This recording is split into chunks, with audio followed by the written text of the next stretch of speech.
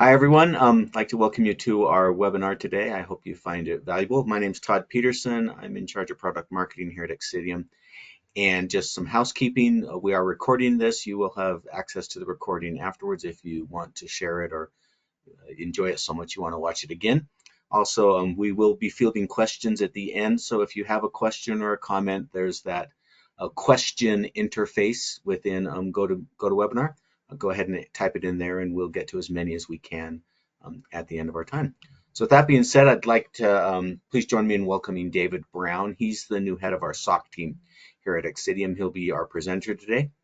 David brings more than 20 years of experience in cybersecurity and intelligence-driven secure systems design, along with the prestigious CISSP and GSLC accreditations.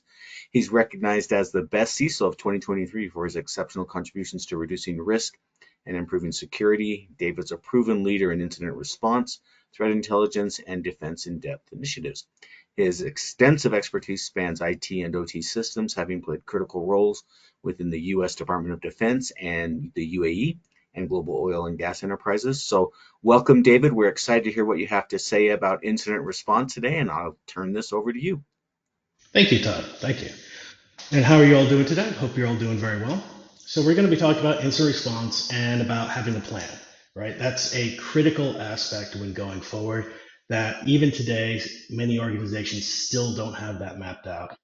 And we're going to be talking about how relentless attacks are, right? Every 11 seconds, a new ransomware, right? Victims paying out over $1 billion in 2023, with that revenue expected to jump into the tens of trillions of dollars come 2025, right? We're looking at huge costs in cybercrime, right? And one of the biggest things that we always say, of course, is never pay a ransom.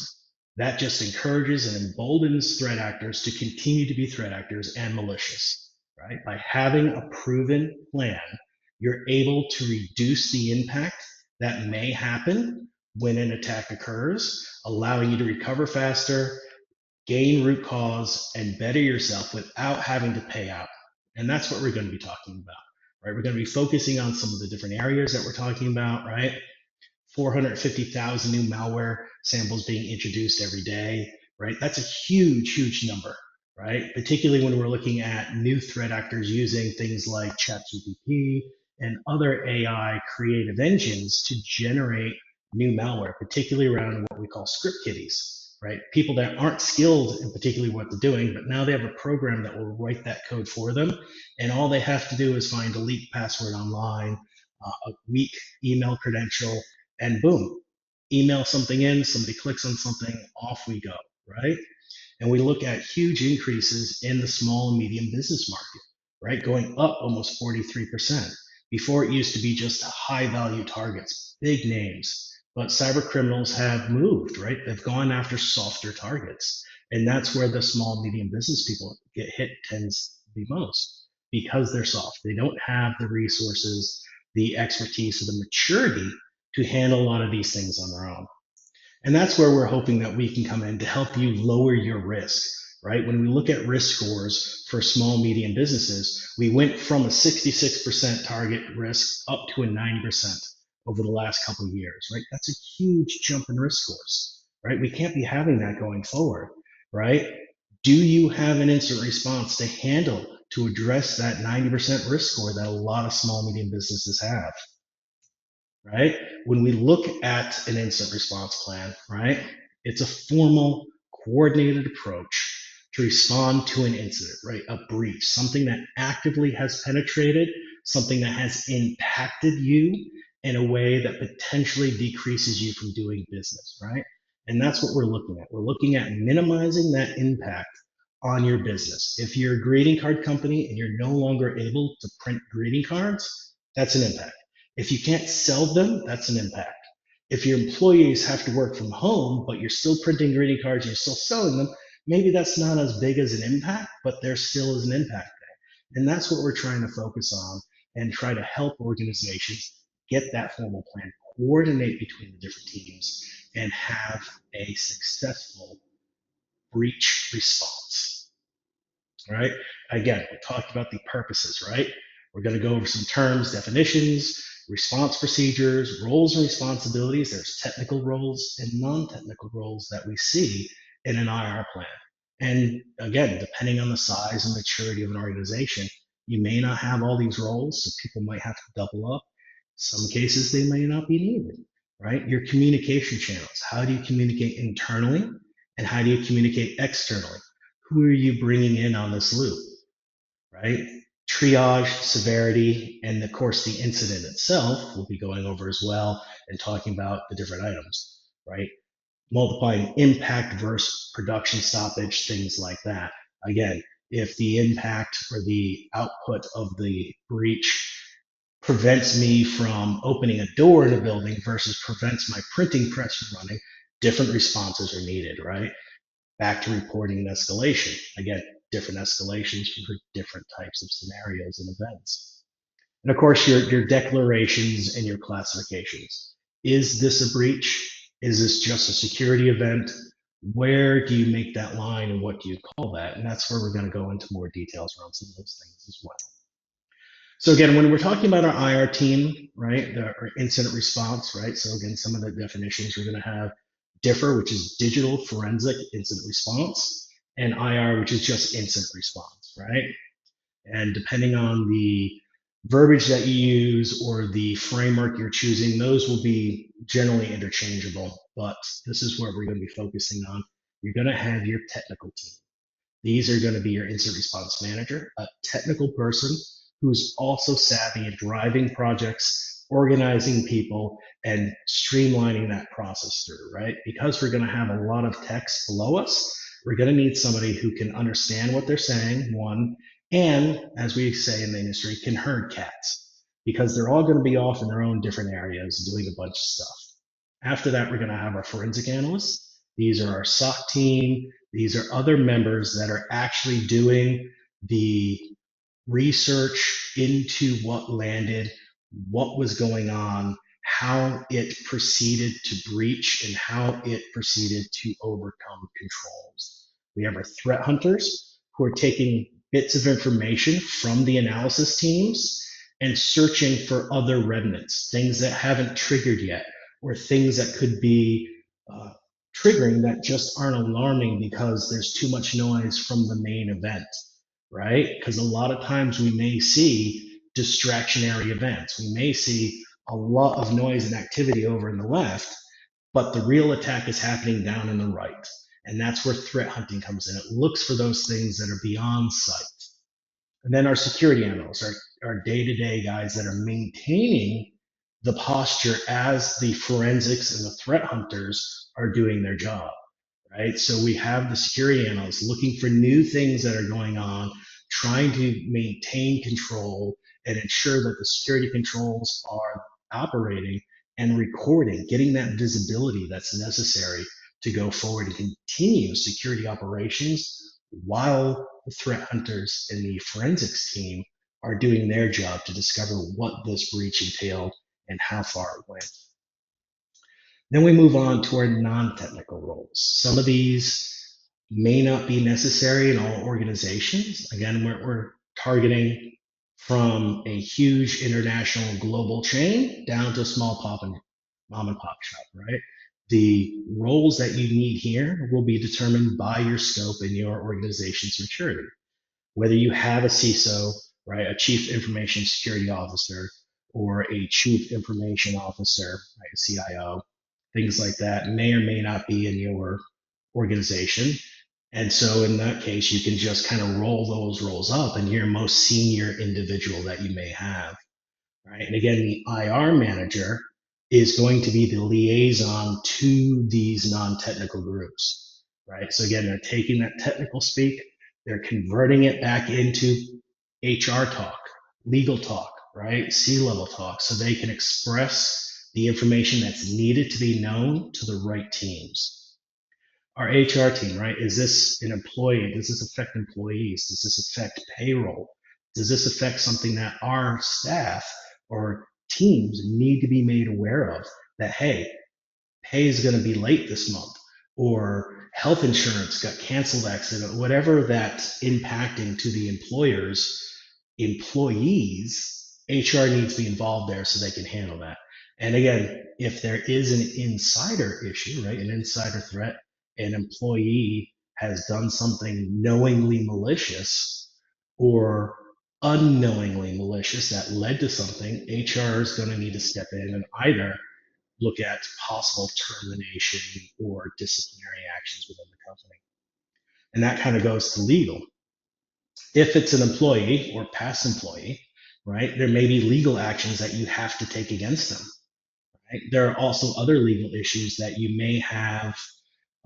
If you can identify, you may be reached out by law enforcement and you want your legal team to be interacting with them. You don't want your HR team or your IR. You want your legal team to be involved in these discussions, right? And again, you may have to bring in outside legal if it gets to that point, right? Whenever you're contacted by law enforcement or LEO, law enforcement officers, you want to make sure that you have legal representation on your side, whether it be internal counsel or external counsel. Again, particularly if you have to prosecute or do something for an employee or somebody else, you're going to want that legal representation. We have our public affairs groups, right? This is what we're talking to our customers about, right? Transparency is the key to ensuring reputational protection, right? Companies that hide it, lie about it, or don't disclose it all suffer reputational damage. And you lose control of the narrative. And that's hugely important. If you self identify the breach and you come out and you make a public statement that a security event has occurred and we are looking into it, and at this time we're recommending that all clients reset user passwords, something like that. No one else can come in and steal that away from you. You've now set the stage, and everyone else reporting this has to now follow your lead. You have the internal team. You've already told them that you're working with people to bring it in. So when some outlet or some other organization makes a claim, you can point back and say, no, we've already said this, we've come out with it, and we're working with a team, and it's not you. And you can shut down those rumors and you can control the damage to your brand. And that is huge, particularly in large organizations or global organizations that have investors and other things. Brand protection is critical. And the more transparent and the more quickly that you respond to it in a public setting is critical. Public affairs comes into that, your communication officers, and again, they may work with legal as well to determine what should be said based on what the IR manager and your C levels have spoken about, right? You don't have to give full details, right? That's a breach report that you may have to give to a government level or some other compliancy agency, which is the next statement. But in the meantime, there's lots you can say publicly without inducing harm or panic. And that's the key thing that you want to do. And that's where your public relations, social media managers, they can come in and control that and protect you from there.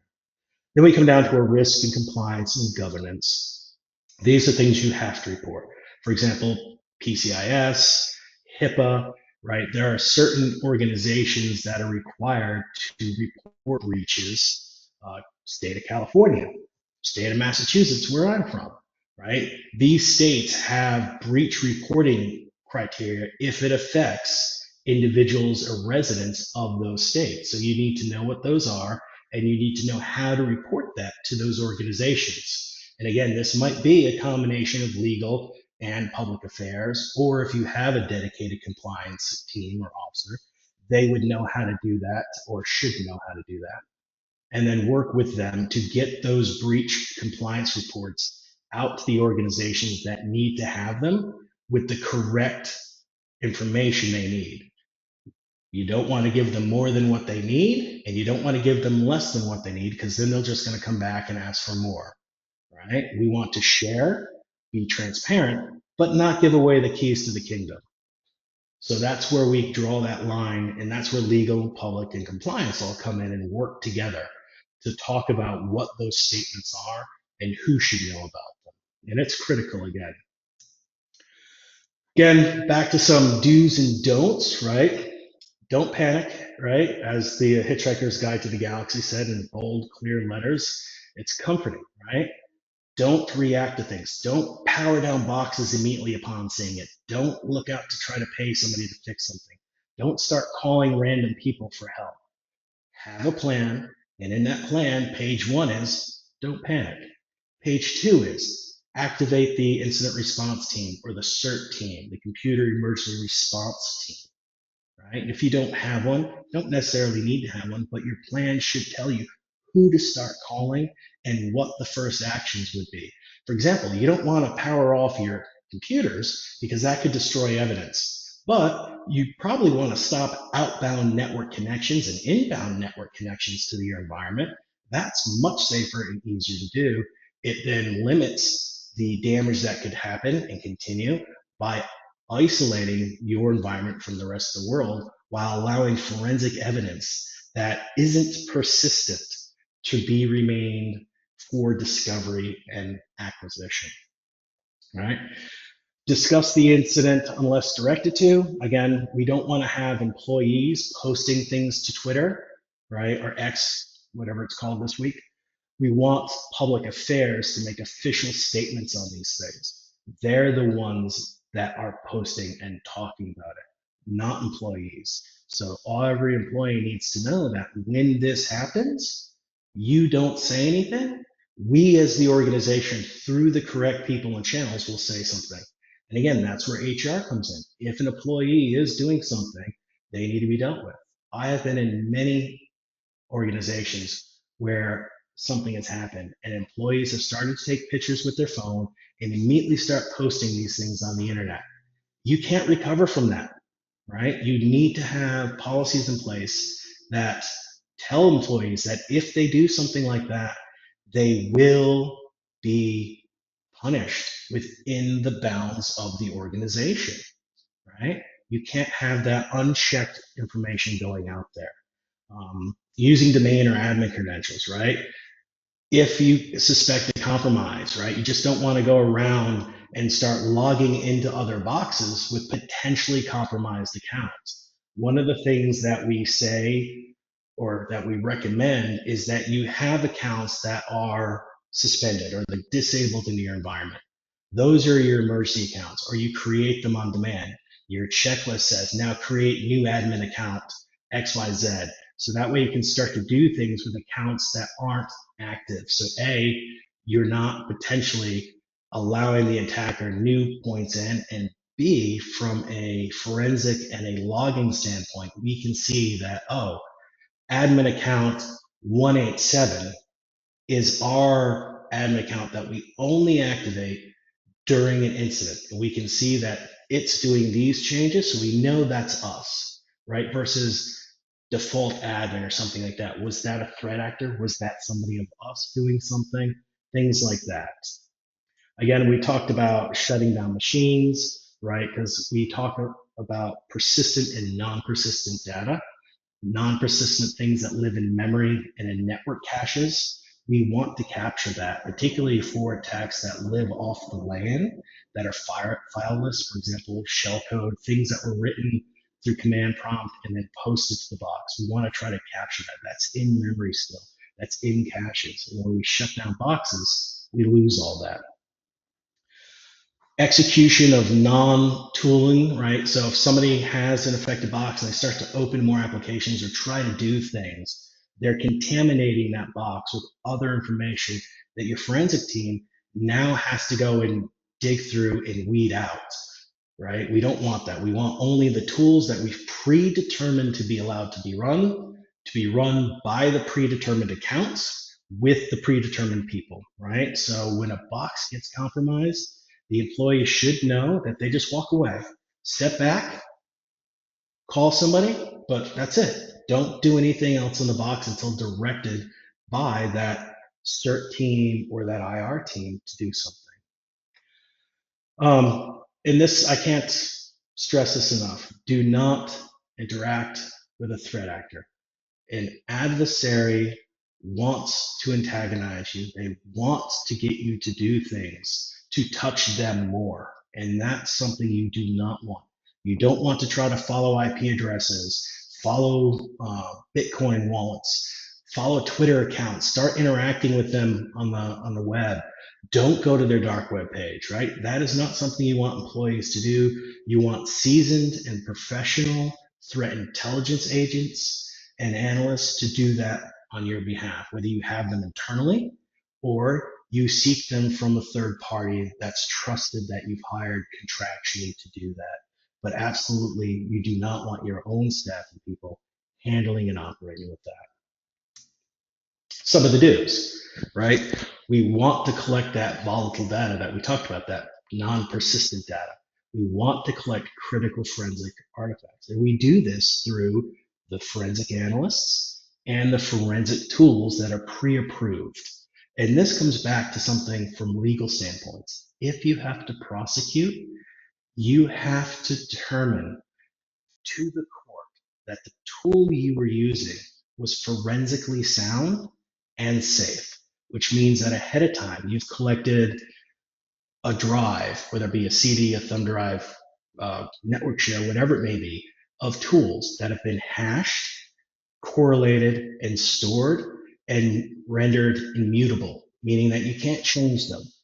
You want those locked down so that when you run them, you can say, this is my log collection tool, this is its hash, and you can see forensically from the evidence, it was run, it matches that hash, and it outputted to my forensic drive, to my forensic kit, right? That way, you're not stomping on data. You can draw a clear line of demarcation between the good guys and the bad guys operating on the box doing things. So again, when we're looking at collecting data and artifacts, we want to use tools that we've predetermined, recorded, and tested to ensure that they do what they do. We want that external information through our threat intelligence capability. Again, whether that's an internal cyber threat intelligence team or a third party that we've either hired or subscribed to a service. There are a lot of services out there that you can subscribe to offset the knowledge and the maturity that organizations may or not have. Some are vastly expensive and have brand names that everyone recognizes. Others, not so much. Either one, in a lot of cases, will help provide you that insight. Some obviously are better than not, but as long as you have something to try to gather that information, right? Again, part of the collection process is those indicators, file names, executable names, things that the threat actor used, IP addresses, domain names, anything external to the environment, you're going to hand over to that threat hunter and to that cyber threat analyst, right? To go to get that threat intelligence to come back and say, oh, the domain name is registered here, or it's been used in these other attacks. Again, you're not touching that adversary infrastructure. You're looking at other sources of data that have collected that for you, that threat intelligence. You want to make sure that you're safeguarding before an event happens, right? Your backups need to be isolated and exercised. When we talk about backups, we talk about exercises, meaning that you've proven they work. So every quarter or so, you should be selecting a backup and restoring it to a system and doing an integrity check. Did it say it backed up what it said it should have? Yes or no, right? A lot of organizations run backups only to discover during restoration that the backup had been airing out for months, but the program saw a successful run. But when you looked at the logs, it only ran for 30 seconds, right? You need to be checking that. They need to be isolated from your main environment. In backup world, we use a statement called the 3-2-1 rules. You want 3 copies of your data in 2 different media types, and one of them being offsite or isolated. So that whether you're storing it in your cloud system, SharePoint, something like that, that is then backed up to tape, and that tape is rotated out of that physical machine into a fire safe or somewhere else, or you're using a third-party backup solution that has a cloud, so it goes from yours to theirs, right? And of course, you have the original content of the original data on the original system, right? So we have that 3 copies of it, 2 different sources, your cloud, their cloud, and 1 offsite, their cloud. So again, that's kind of what we talk about safeguarding those devices and that media that has that recovery functions, that have those restore capabilities. We want to collect network logs, obviously. That's going to be from non-infected devices, right? Like firewalls, switches, routers, IDS, IPS, NDR sensors, anything that can see the transgression, between the egress, the ingress, and lateral movement, right? So we're talking about north, south, in and out, east and west, left and right, internally inside the network. We want to see if we can capture that data. Did they touch just this machine or other machines? And what was the method they used to move between them? Create those timelines, right? This is where the breach occurred. This is where it went next. This is who was infected next, and each system that it was touched along the way. So then you can develop that root cause analysis, identify the firewall had a vulnerability in it that allowed a threat actor to gain access to an internal IP address that was unpatched. That allowed them to execute vulnerability 123. From there, they were able to run this piece of malware executable that then found all the other systems with that same vulnerability and executed it on all of them, right? And that's what we're looking for. And then we're going to talk about phases, the don'ts, the do's, right? But how do we put all that into processes now, right? And that's where phases come in. We have our preparation, like I said, building those trusted tools, those accounts, developing your communications, your team layouts, ensuring your backups are secured and exercised, right? That's all part of the preparation phase, right? Ensuring that you have security controls in place, whether they be high end or low end. You have something and you know what their configuration is and you know what their status is, right? From there, we move on to the detection reporting. Those security controls that we put in place are going to be doing that, right? You don't have to have the best number one name brand product on the market, but as long as you have the visibility across all your assets, that holistic visibility will give you the detection, will give you the reporting you need to determine if something bad is happening.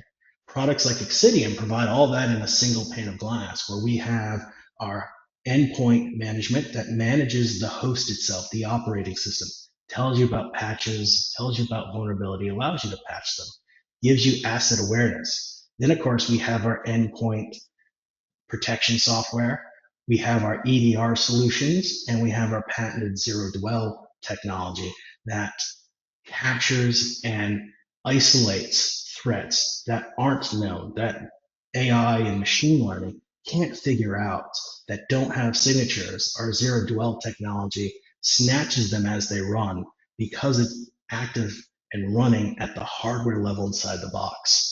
And it grabs it and allows it to become harmless to your environment. All of that's in that detection reporting process that was deployed during your preparation phases. Now we move to the triage and analysis phase. This is where your security analysts are looking at the detections and the reporting and determining, is this a true positive? Is this a false positive? If it's a true positive, is it benign or is it malicious? Because those analysts are going to be looking at events. Events are always benign. Events get correlated into alerts, and alerts are neutral. They are neither malicious nor benign. It's when that alert is investigated that the decision to either make the alert benign or malicious is determined. And that's where your SOC analysts and even some of your programming will come into play. For example, known signature based detections have a very low false positive rate and a very true positive rate. So that determination is made automatically by the system. The Viroscope cloud scanner that Xcitium has takes something that's unknown, or in that neutral state, sends it to our cloud for deep analysis, and comes back with either I trusted or a untrusted statement. So that way you know, oh, that is trusted, so that's a benign alert, and you can move on. This all happens during that triage phase in the analysis. And then when you do have something that's malicious, you're now scoring that on the potential impact it will have to your environment. Is this alert that's been investigated, which is now an incident because incidents are always malicious? What's the impact that this incident has on my environment? Is it small? Is it large? Is it a piece of nuisanceware, a pop-up on a web page that tries to advertise in a news group or something like that? It's nuisanceware, yeah? It's not something you want, but the impact is very low. Or is it ransomware and is it encrypting my SQL database, right? Very high impact, high triage that needs to be done. We move on to containment and neutralization. This is now where our security analysts, our forensic analysts, and our threat hunters now engaged actively to stop the spread, either through isolation, protecting boxes that have not been touched yet via network controls.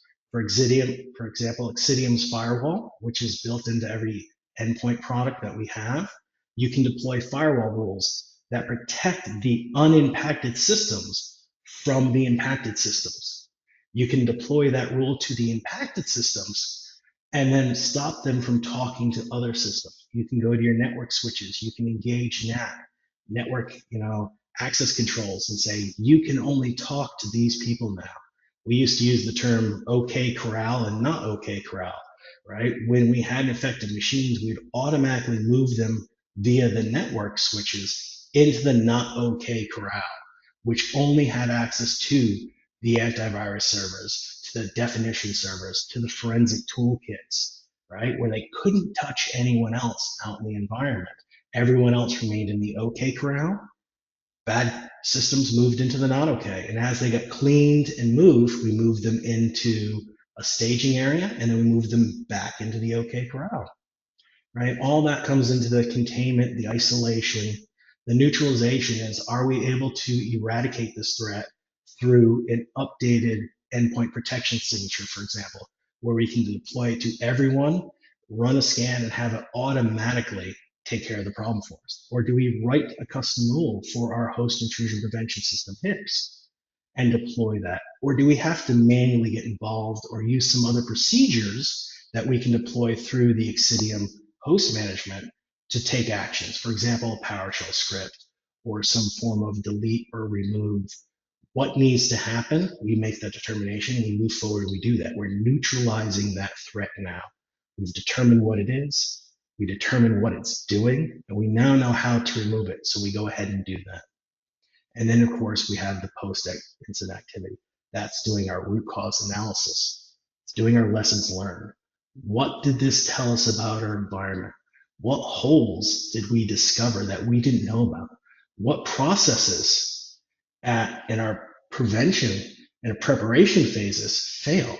For example, did we know that there was a vulnerability listed for that firewall that got breached? If so, why wasn't it patched? Was there determination? Did somebody say, oh, I don't think that's important enough to bring the firewall down for 20 minutes to patch, right? And in some cases, that might be a legitimate risk that was accepted by the organization. And so that's a lesson learned.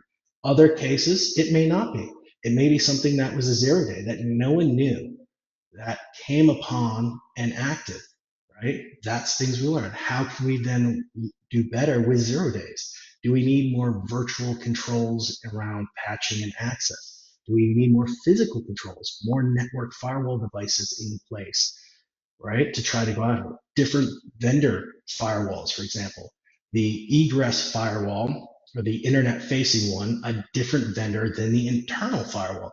And you make them go through that. So you have your DMZ, which has firewall one, your DMZ, and firewall two. So a vulnerability that affects vendor one most likely won't affect vendor two. So you've created that gap, right? We call that defense in depth. We've layered defense systems. Same thing as well when we're looking at hosts and endpoint protection, right? We have multiple layers of defense on those endpoints. We just don't have one tool. We have EPP, endpoint protection. We have EDR, endpoint detection and response. And then we have zero dwell. We have firewalling. All of that's built into it. So that way a threat actor has to get through each of those phases.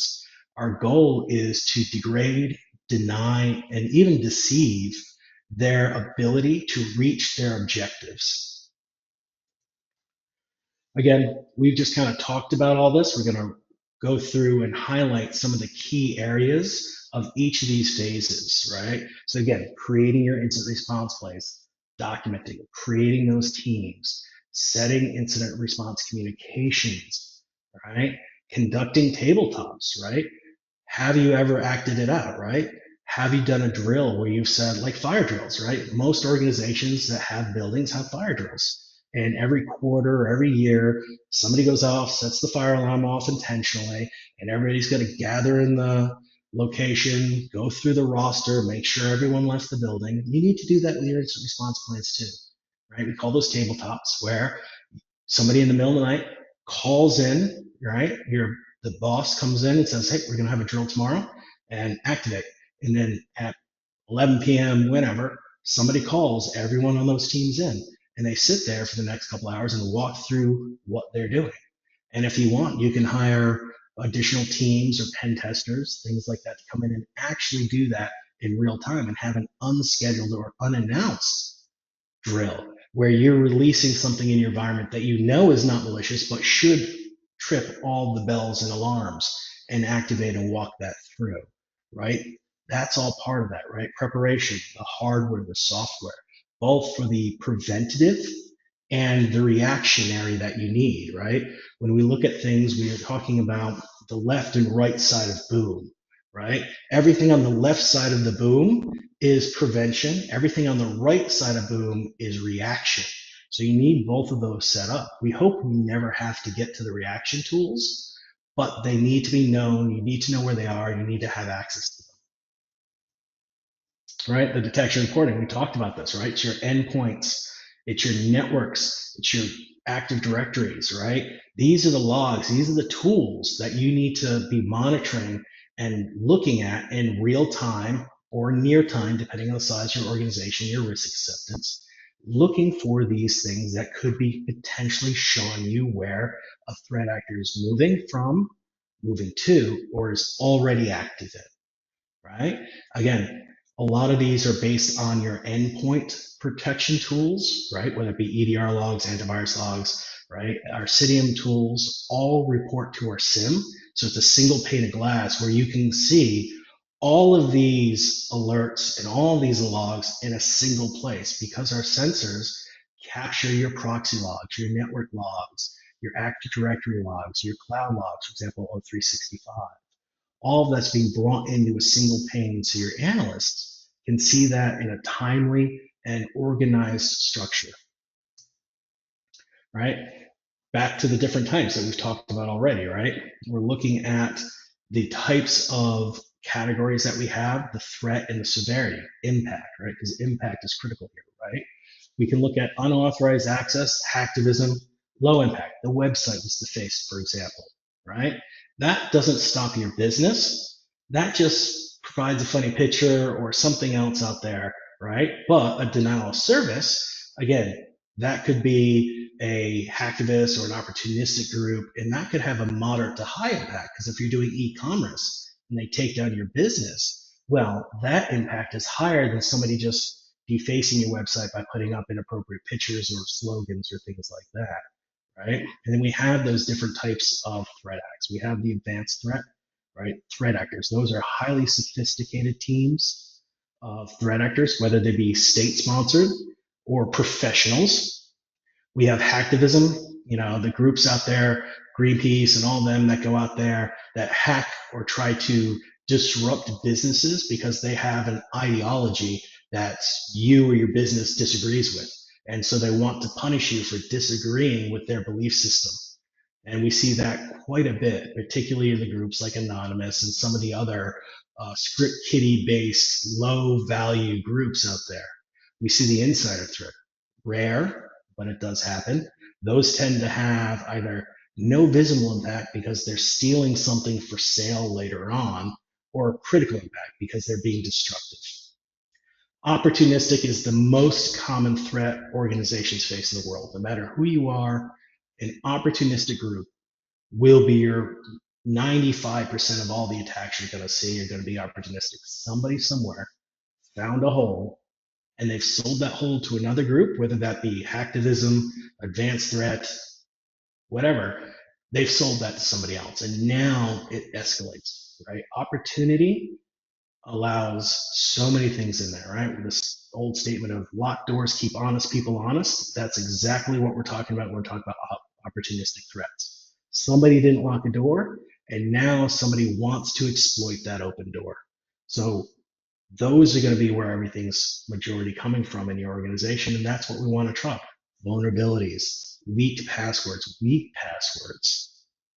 Nuisance threats, again, kind of like hacktivism, but very low impact all the time. That's a lot of things that we'll see in spyware or what we call PUPs, potentially unwanted programs. It serves a purpose. You may have somebody using it, but its side purpose is something else. Again, not necessarily malicious or impactful. It might pop up an advertisement every 40 seconds on a box, something like that. Or it may extract data that could potentially be used for other things down the road, right? So again, tend to be low impact. Uh, Unattributed threats, that's the unknown of the unknown for the unknowns, right? That's potentially going to be a opportunistic part of what we call cybercrime groups, where you're going to have one group that looks for initial access. It's all they did. They try to find that opportunity to breach you. They do that, and then they sell that to another group. The other group is the one that's actually running the malware, doing all that. So that first group is unattributed. We don't know who that was, when that was, unless we were there, a part of the selling, or saw who was selling that. And that's where a lot of those third party threat intelligence providers come in, because they can find that information out. And now that unattributed becomes an attributed threat. Again, opportunistic in almost all cases. From there, we see advanced ones.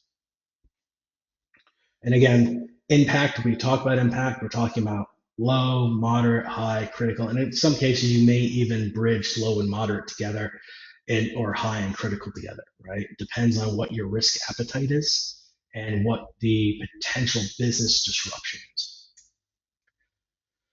Again, the different vectors, right? We've talked about the impact, we've talked about the detection methods already. And again, vectors are going to be, right, your email, your end users, your vulnerabilities, your drive-bys. Again, a lot of nuisance things are going to be your drive-bys. USB external drives, not really that much of a threat in most organizations because we've lost the ability to put, for example, CDs, things like that in. USBs are still used in some organizations, but most of that's moved to the cloud. So we're looking more back kind of at the email area, things like that. But tools like Xcitium have the opportunity to block USB access, right? A lot of tooling out there in your EPP product, your endpoint protection product, will physically block access to USB for media. Your keyboards and mouse still work, but that thumb drive isn't going to work, you know? Weak passwords, very common. Reused passwords, huge vector.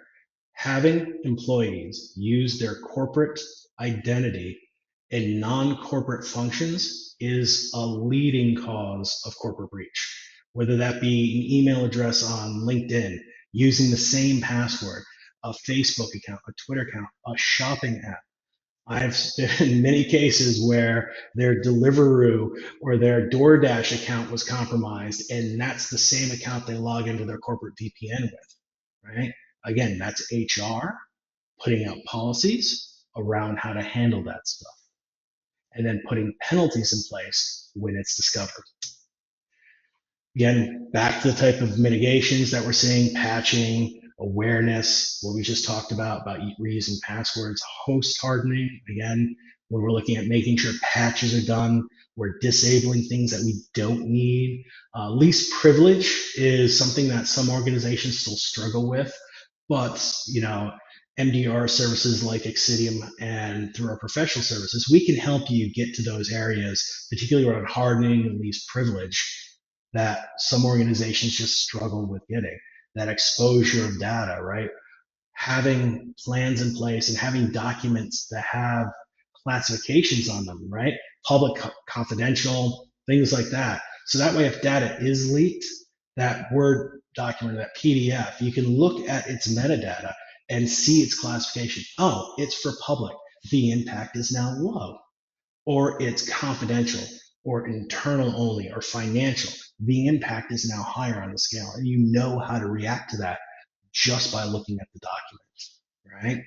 And again, the root causes are going to be 90% of the time unauthorized action, vulnerabilities, things like that.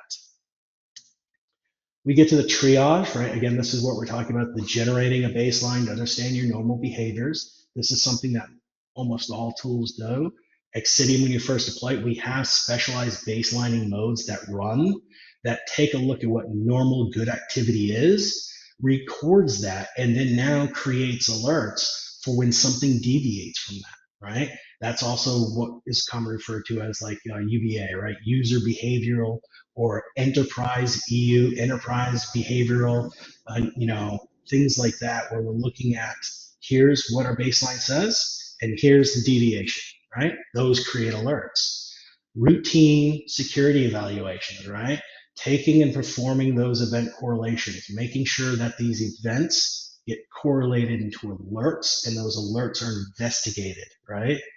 Proper training of your security team. Again, organizations that are small may not even have a security team, and they may look to outsource that at organizations like Xcitium with our managed services. Leveraging internet resources for research, right? Again, those subscriptions you can join and those third parties you can pay for. Xcitium does come with its own subscription built into its package. For example, our Valkyrie and our Verdict has databases of hashes of indicators where you can look things up. Is this file good? Is it known? Tell me about it. You can look that right up and through the process in the console and see if it's known or unknown. If it's not known, then you can submit it. Tell me if it is good or bad, right? Filtering out unnecessary data. What is informational that auditors or performance need, but not security related, and making sure that your security systems see security relevant data and that your performance and other organizations see data that's relevant to them. Again, SIM analysis, endpoint analysis, binary analysis, and of course, threat hunting, right? SIM, endpoint analysis are all going to be baked into most SOC teams or managed SOC teams. Binary analysis, a bit more complicated because the skill set is a lot higher. The maturity level of the organization, person doing it, needs to be higher.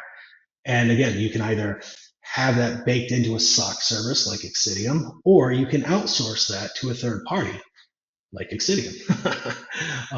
And threat hunting, again, internally or through a managed service or subscription. You can do external threat hunting and internal threat hunting, depending on what the needs and again, the risk appetite is. Back to onto the containment and neutralization. These are areas that we talked about, right? The evidence of preserving, right, the attack, backing up, right, reduces that abilities, resources required to implement containment strategy. All of these are talked about and outlined in the preparation phase. And then you enact them in the containment and neutralization phase, right? So these are all about whether we're gathering, implementing, denying, degrading, or destroying. In case of once, if the machine is unrecoverable, we've gotten everything out, but there's no way of fixing it, then you need to wipe that. And you have to wipe that securely so that way when you rebuild it to your corporate image, you know it's clean. Back to the post incident activities where we're talking about what happened, right? Who, what, where, and why. The why always tends to be a bit more, we call that victimization. And in the why category, we go on to talk about how you may be targeted or you may not be targeted based on either political or ideology, uh, geographic or industry. These are the common most three vectors. We have ideology based ones, uh, industry based ones, and geography, right? When somebody in some country does something somebody doesn't like, they might come after you to make a point. You work for aerospace and some threat actor wants to learn how to fly planes, you're going to be targeted, right? So that's kind of the where we look at the who, W, and the why part. The why generally comes down to your victimization and why you were targeted. There are a lot of corrective actions to implement to avoid incidents in the future. This is all brought out in those lessons learned that we talked about earlier, right? Was there a breakdown? Did we get the right communication out at the right time to the right people, right? How can we improve that? Whether, for example, say that the public affairs officer, their communication account to X or to whatever was compromised and they couldn't release the public statements. Well, now we know that we have to separate those, right? We can't have them being the same account because if their domain account or something's compromised, they can then go compromise a second and tertiary accounts. Again, linking accounts to different services. That's what you want. You want to be able to identify, oh, our social media account was hacked, but those accounts are independent from everything else. We learned that in the last breach, and now our internal systems are protected and just our public services were impacted, right? Documenting everything, going through and reviewing it, right? So you're going to have a tabletop exercise after the incident, everything's done and business is back to normal. You're going to sit down with your lessons learned and your post incident activity report, your root causes, and then you're going to put them side by your incident response book and you say, okay, this happened. Where did we have that? Was this unknown? Was it known? Did we do good? Did we bad? And you're going to score yourself on that, right? We call that mitigation scorecarding. You're going to go through and say, did our EPP know about it? Did it see it? Did our firewalls have the right rule sets, right? And you're going to score all your defense positions, all your security controls, all your preparation, and all of your reaction and containment actions against that and come up with a score and say, yes, we did very good on this, or we did bad in these sections. And that's where you improve. Update, review, move forward, right? A preemptive approach, right? The more you plan, the better you will be. The more details your plan, the better you'll be able to react and the less panic there will be. And in some cases, depending on the size and the impact an organization may have, the plan doesn't have to be 50, 60 pages. It could be 3, it could be 4, right? It's about what works for your organization and your business. And again, organizations like Xcitium can come in and help you identify and drive those, right? Build that out, right? What are the steps you can take where you have to need it or you're going to need these things and bring those into perspective? These are the things that you need to look at the end and at the beginning. Before we do something, can we be preemptive? Do we have preemptive security controls? Do we have preemptive detection, right? That's threat intelligence or intelligence-based detection. Are we doing preemptive threat hunting, right? Versus reactionary. We only look at something once an alarm goes off, right? You don't want that. Fire departments are reactionary in most of their day, which is fine, right? But they have preventative actions. They put smoke detectors in, they put sprinklers in, right? These are all preemptive items that organizations can do and follow the same way as well, right? We can put security alarms in, we can put antivirus, we can put EDR, we can put network controls in. These are all preemptive abilities to do early detection and at the same time provide us reactionary control in a lot of cases as well. So this is areas that we want to look at both before and after an incident, right? So we're going to kind of go over some of the recaps, those best practices, right? We're going to talk about making sure that you have a game plan. You have something written down that everyone has read and understands. A lot of organizations make the individuals that are listed on their incident response plans have a signatory. They have to read it and they have to sign it every time it's updated, right? And if it's not updated in a year, for example, you have to have refreshers to go back over it. And these should be covered when you're doing your tabletop exercises, right? 2 a year is good, right? For 99% of all organizations without a lot of change. If you have a lot of infrastructure change or organizational changes, you may need more than that. But two, that's a good place to start. You start with your first one, we build it, and then halfway through that first year, you do it again. See if it needs to be updated, see what needs to be changed, right? That's following kind of those best practices. Those are the things you need. Are we doing hardening? Are we doing preactive or reactive detection, right?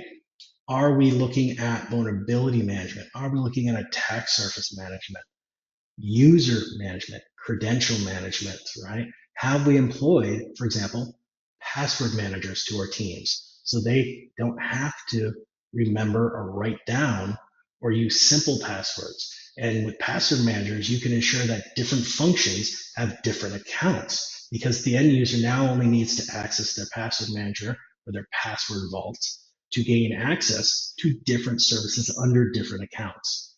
And if one is breached, they're all not breached. Password managers, some say, well, if we breach that, then we can breach everything. True, but most of them are, all the ones that I've used are either triple authenticated, where it's something you know, something you have, right?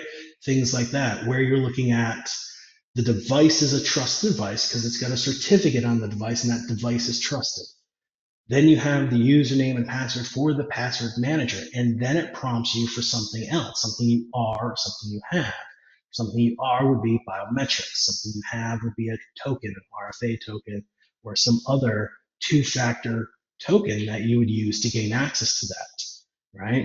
That's all best practices items for that, particularly when you're looking at the difference between authoritative accounts and non-authoritative accounts, right? That's least privileged functionality.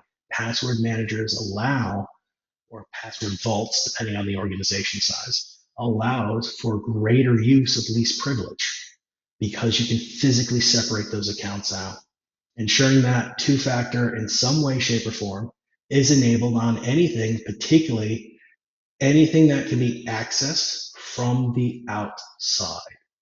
That is almost written in stone today. If you have external access to anything, whether it be a web page, a SharePoint page, email, it all needs to be two factor these days. There is no exception. Bad guys are punching through them easily. And you need to make sure that you're running on modern technology. For example, if you're not using modern mail systems, right, and you're running on older mail systems or older devices that require POP access or IMAP access, then your two factor solution doesn't work because POP and IMAP are not two factor capable. And so a bad guy can sit there and hammer an IMAP email connection all day long until it breaches it, gain access, and now start to spam or send phishing emails internally, things like that. But using modern mail technology and systems, that doesn't have because it forces that two factor. If you do have to have legacy systems, then you need to use app passwords, one time passwords that are created at the time of the device creation. There's a fingerprint that's associated with it. And now, if anything tries to use that that isn't matching that fingerprint, that creates an alarm that shuts that down, right? And app passwords tend to be large and cumbersome, right? So they're not designed for humans to use. They're designed for machine to machine, right? And ensuring that your machines are updated. What technology are you looking at to ensure that your vulnerabilities are low or within risk scores? Again, when we look at like Xcitium, our host-based manager and our endpoints for Windows does vulnerability awareness, tells you all the patches that are missing from the operating system and key third-party applications as well. So you can sit there and say, oh, Adobe Reader's out of date on half my boxes. And if they were to get a PDF that had this attack in it, those boxes are vulnerable. Well, now through the Xcitium interface, you can just patch that or through a third party interface, right? The idea of doing vulnerability scans quarterly, that's no longer acceptable. We need to be doing them weekly, if not daily in real time, right? Host-based, agent-based vulnerability scanning, where there's an agent running on the box that's telling you in real time which boxes are up to date and out of date. For network devices, right? Every couple of days, you need to be scanning them for vulnerabilities and looking and patching them, potentially even using, depending on your outsourcing or your subscriptions, using vulnerability threat intelligence to increase the scoring or the criteria that you use for patching, right? Because if we have two patches that come out, both of medium, both require a system reboot, but can't be deployed together, which one do you deploy first? Well, vulnerability threat intelligence from your outsourced experts can say, oh, you want to deploy this one first because this one, we're seeing activity in the wild where it's being exploited. We see threat actors asking for exploits against it. So patch that one first. And then at your next cycle, you can patch the next one because we're not seeing any activity around that, right? Things like that can help you determine how to go ahead and handle your technology within best practices, even though you might not have the capability, the resources, or the skill sets in-house to do it by leveraging the outsourced, the experts in your third party, right? Whether it be Xcitium's MDR team, professional services teams, or somebody else's. The thing that Xcitium brings to the table that no one else does is our zero dwell technology. This is patented. We're the only ones in the world that have it. And this is a kernel level connection into your system. When our software is installed, it hooks into the CPU, the memory, and the hard disks via kernel level drivers. And as something goes to execute, our zero dwell intercepts that, checks and says, is this part of anything else that I know? Yes, good, bad, and comes back. And if the answer is no or unknown, it's not going to allow it to execute. It's going to execute virtually in our controlled environment. Isolated CPU, isolated RAM, isolated hard disk. It can do whatever it wants, but it doesn't touch or affect anything. So, for example, there might be a PDF that somebody actually needs to have access to, but was weaponized that you don't know about. And so they're opening a legitimate PDF, reading the content they need, but in the background, something's trying to execute out of it. Yeah, our zero dwell has intercepted that. The PDF opens, they're reading the content they need, but the malicious weaponization portion completely neutralized. Same thing with ransomware. Ransomware is on there, it's executing, it thinks it's copying, it thinks it's wiping, it's not. It's all running in protected space. It's touching nothing of your real system. It's not harming anything. And at the end, a pop-up comes up and says, do you want to throw it all away? You say yes. Boom, it's gone. Easy peasy, right? And so that's where we come in and be a differentiator between a lot of the other solutions out there is our zero dwell. You know, when we take our actions, right? Ask yourself honestly, evaluate your organization, the situations you're in, the impact on business you might have, and do you have any gaps, right? Determine the best way to fill those gaps for you. Is that by internal hirings? Get people come in here, upgrade your technology, right? Deploy new controls or outsource that, right? Look to an MDR service or an MSSP service, such as Xcitium or someone else, right? And go and say, hey, that is a solution for me. I have a budget, but the budget doesn't include new technology and people and the education to do it. But the budget does include enough to buy all that from someone else, right? Look, be honest and figure out what's the best for your organization, right? And you want to start doing these things today, not when you hear something on the news or something like that. You want to start looking at a rough draft incident response plan, a disaster recovery process built into that incident response plan, right? If our building, even if it was just something like fire, if our building were to burn down tomorrow, could we operate the next day, right? It's part of your disaster recovery, part of your incident response plan. If a malware or threat actor deleted every computer in the building, could we still do work tomorrow, the next day? What's the allowed amount of downtime we can accept in our business before we start to hemorrhage or become unstable or insolvent, right? All those things need to be worked out. And the sooner you do them, obviously, the more time you'll have to put the preparations in place to fix those, right?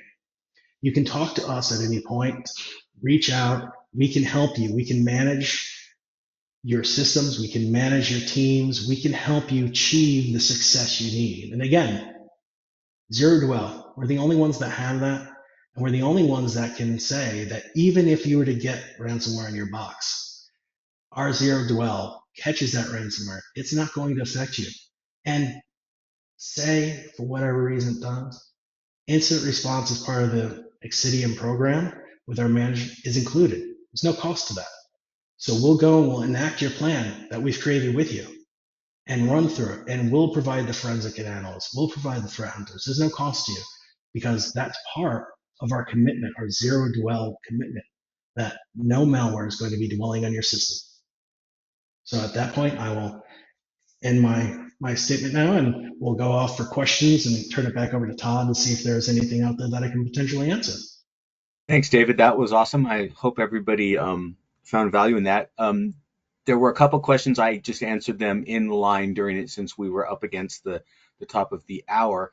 But if you have questions, feel free to email David or I, david.brown@xcitium.com or todd.peterson@xcitium.com, and we would love to answer them. And then we'll also be in touch and allow you to get the recording if you want to review any of the stuff. So with that being said, thank you again, David. I appreciate everybody attending this. I hope you found value that we hoped that we could provide there. And we will see you next time. We've got another one in 2 weeks. Thank you. Thank you all. Thank you all. Have a great rest of your day as well. Thank you.